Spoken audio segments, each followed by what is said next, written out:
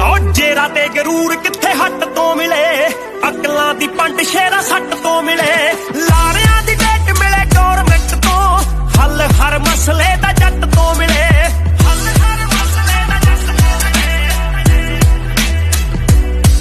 ਆਓ ਮਾਝਾ ਗੱਲ ਮਿੱਤਰਾਂ ਦੀ ਯਾਰੀ ਦੀ ਕਰੇ, ਜੋ ਮਾਲਵੇ ਦੁਆਬੇ ਨੇ ਵੀ ਸ਼ੇਰ ਕਰੀ ਹੈ। ਪੈਸਿਆਂ ਤੇ ਐਸਿਆਂ ਤੇ ਰਹਿਸਿਆਂ ਦੀ ਨੀ, ਓ